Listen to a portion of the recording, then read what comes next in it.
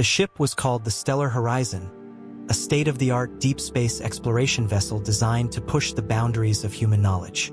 Its mission was clear: explore uncharted systems in the Orion Cluster, gather data, and, perhaps, find new worlds capable of supporting life. For years, the crew of 12 had faced the endless void with a mix of excitement and trepidation, knowing that their discoveries would shape humanity's future. But nothing could have prepared them for what they encountered on LV-743. The planet was a cold, desolate sphere orbiting a dying star, its surface cloaked in a perpetual twilight. Scans revealed little of interest: no water, no vegetation, just miles of jagged, black rock. But as the ship passed low over the planet's equator, something unusual caught their attention. A massive underground structure, its edges too geometric to be natural. It pulsed faintly on their sensors, like a dying heartbeat. Commander Elena Vasquez, the mission leader, made the call. "Prep the landing module. We're going down." The decision wasn't without risk. The Stellar Horizon's crew knew that venturing into unknown ruins could lead to untold dangers. But the lure of discovery was too great. What kind of civilization had built this structure? And why had they abandoned it? The descent was rough. The planet's atmosphere, though thin, was turbulent, and the landing module groaned as it fought to stabilize. When the crew finally touched down near the entrance of the structure, the landscape around them was eerily silent. The air tasted metallic through their suit filters, and their helmet lights struggled to pierce the thick haze of dust. It was Lieutenant Jonah Park, the ship's geologist, who first noticed the marks. "Commander, take a look at this." Carved into the basalt near the entrance were strange symbols, their jagged lines radiating outward like cracks in glass. They didn't match any known language or pattern. Park's voice crackled over the comms, tinged with unease. They're not just carvings. They're burned into the rock, like something seared them in. "Record everything," Vasquez ordered, "and stay close. No wandering off." The team proceeded cautiously into the structure. It wasn't long before they realized the place was massive, an endless labyrinth of corridors and chambers that seemed to defy the planet's small size. The walls absorbed their lights rather than reflecting them, creating an oppressive darkness that pressed in from all sides. Dr. Imogen Ward, the Stellar Horizon's xenobiologist, knelt by what appeared to be a shattered artifact near the entrance of one chamber. It resembled a crystalline orb, its surface fractured into sharp, glittering shards. "Careful," Vasquez warned. "Don't touch anything unless we're sure it's safe." Ward nodded but couldn't hide her fascination. "This material, it's not natural. It's almost alive." The further they ventured, the stronger the unease grew. The air itself seemed heavier, colder, as if the structure was sapping the warmth from their bodies. And then they found the central chamber. It was a vast, circular space with a towering monolith at its center. The monolith was unlike anything they'd seen, pitch black, yet somehow pulsating with a faint, internal light. Surrounding it were more of the strange symbols, spiraling outward like a spider's web. As the team approached, the monolith emitted a low, resonant hum, like the groan of a distant storm. Then, as if sensing their presence, it flickered. "Is it powering up?" Park whispered. Before anyone could answer, the lights on their suits dimmed. One by one, their equipment began to malfunction. Flickering monitors, static-filled comms. A cold, suffocating darkness began to creep into the edges of their vision. "Fall back," Vasquez shouted, but it was too late. The monolith's hum rose to a deafening crescendo, and the chamber was plunged into absolute darkness. In that moment, the crew realized they weren't alone. They couldn't see them, but they could feel them. Shadows moved in the dark, silent, predatory. Something brushed against Ward's arm, and she screamed. The sound cut short as the darkness swallowed her whole. "Ward, report," Vasquez yelled, fumbling for her flashlight. When the beam finally pierced the black, Ward was gone. All that remained was her helmet, rolling to a stop at Vasquez's feet. The darkness shifted, retreating momentarily as the crew activated every light source they had. In the harsh beams of their flashlights, the shadows receded, hissing like steam on a hot surface. "Back to the module," Vasquez ordered. The surviving crew scrambled back the way they'd come, the shadows following just beyond the reach of their lights.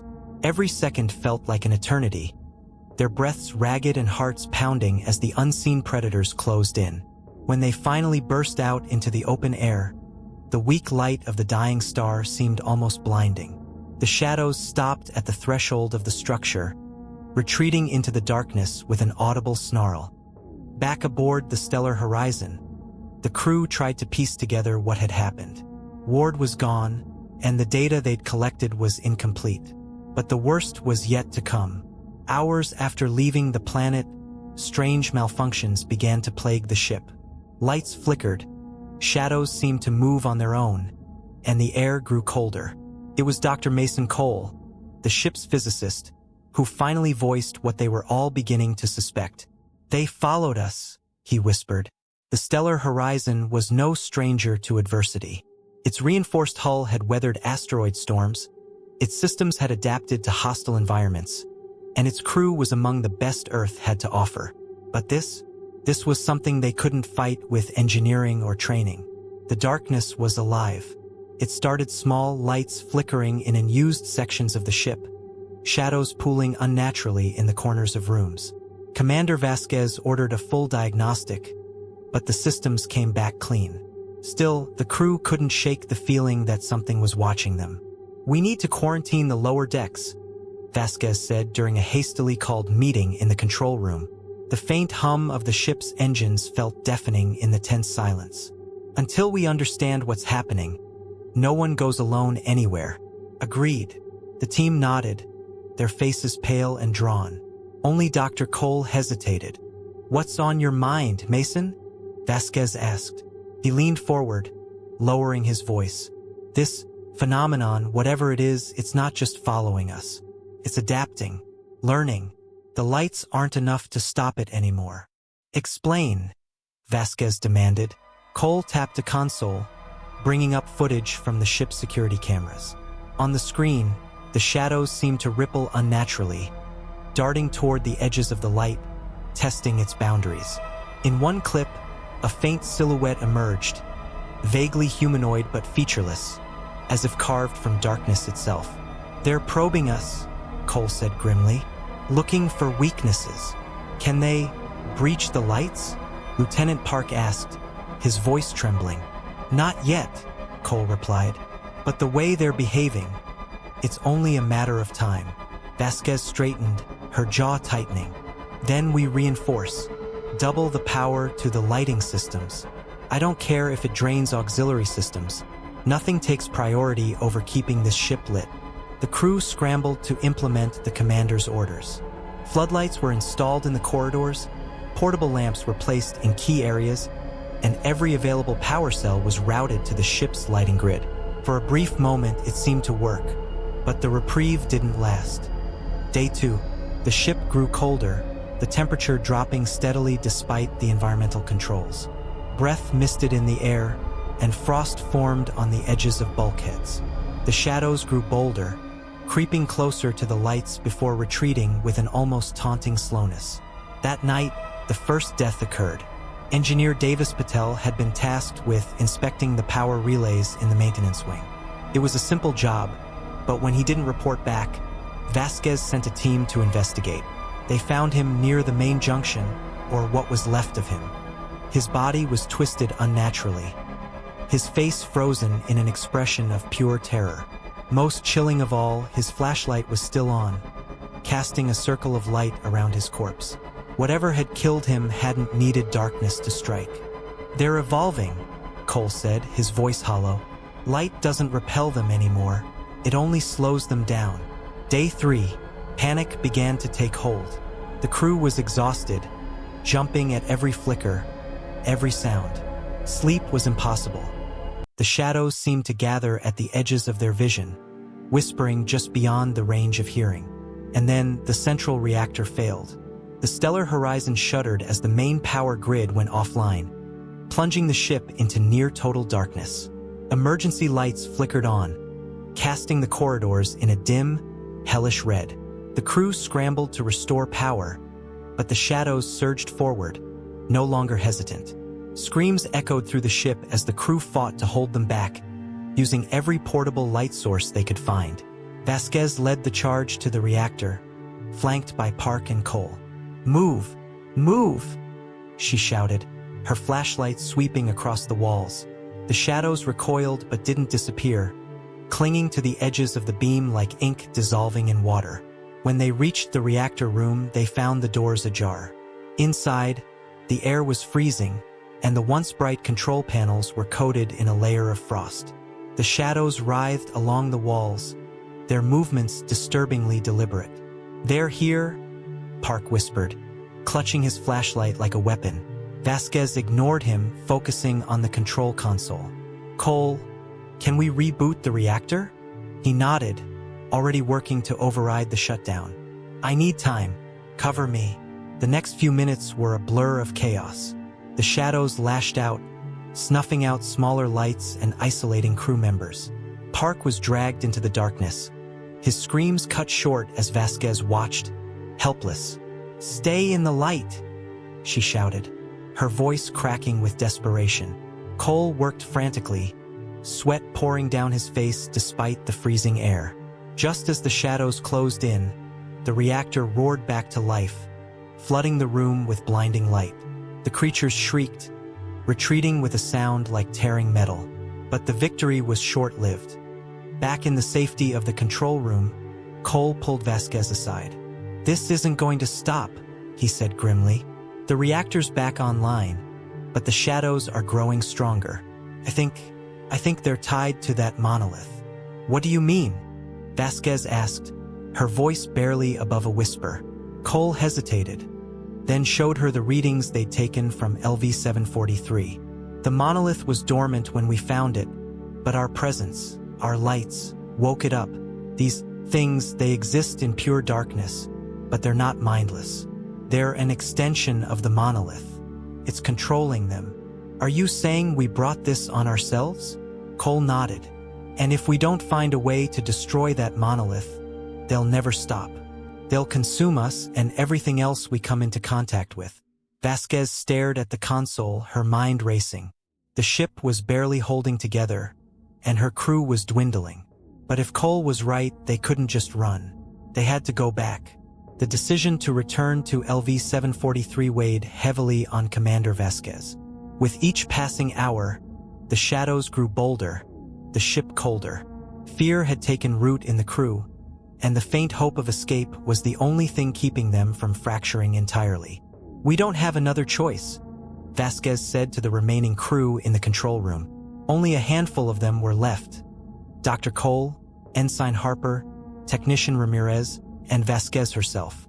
"If what Cole says is true, we have to destroy that monolith, or none of us will survive."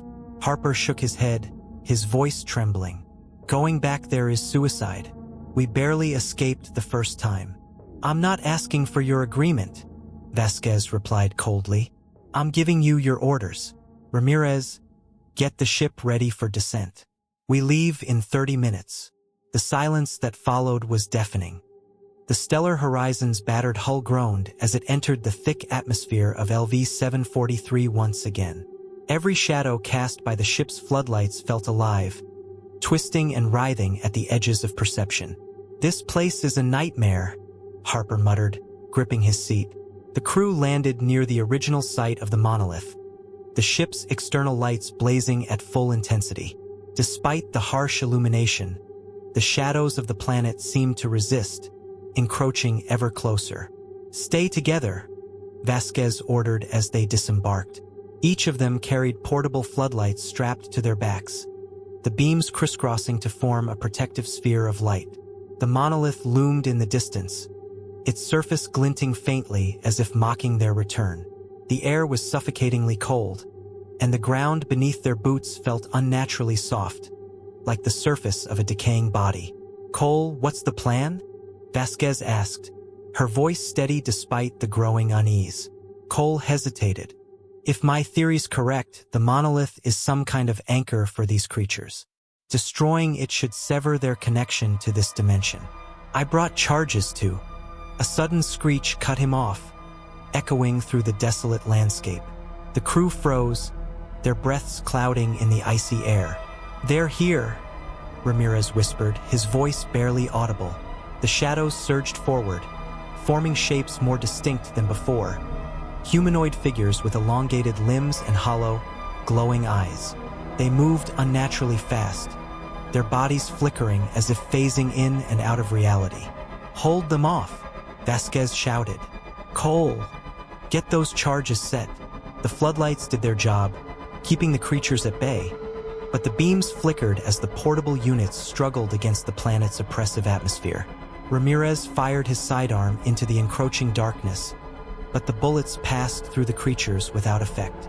"They're not physical," Harper yelled. "Then stop wasting ammo and focus on the lights," Vasquez snapped, slamming a spare battery into her floodlight. Cole worked frantically, planting charges around the base of the monolith. The structure seemed to hum, a deep vibration that resonated in their bones. As he set the final charge, one of the shadow creatures lunged at him, its claws narrowly missing his throat. "Cole, move!" Vasquez screamed, firing a flare gun at the creature. The light seared through it, causing it to dissolve into the air with an ear-splitting shriek. "I'm done," Cole yelled, scrambling back to the group. They retreated toward the ship, the creatures closing in around them. The monolith pulsed ominously, the hum growing louder as if it knew what they were about to do. "Do it!" Vasquez shouted as they reached the safety of the floodlit perimeter around the stellar horizon. Cole hesitated for only a moment before pressing the detonator. The explosion lit up the sky, a blinding flash that tore through the monolith and sent shockwaves rippling across the surface. The shadows screamed, their forms disintegrating into nothingness as the anchor that bound them was destroyed. For a moment there was silence. Then the shadows were gone, leaving only the charred remains of the monolith. The stellar horizon launched into orbit, its surviving crew slumping in exhaustion. They had survived, but at a cost. Ramirez was injured, his leg shredded by one of the creatures before it dissolved. Harper was inconsolable, murmuring about the faces he had seen in the darkness. Faces of people he knew. "It's over," Cole said, though his voice lacked conviction. Vasquez stared out the viewport, her gaze fixed on LV-743 as it shrank into the distance. "Is it?" she murmured. Cole didn't answer. Days later, as the crew began repairs on the ship, the lights in the engine room flickered. For a split second, Vasquez thought she saw a shadow move. "Just your imagination," she told herself. But deep down, she knew the truth. They hadn't destroyed the shadows. They had brought them back.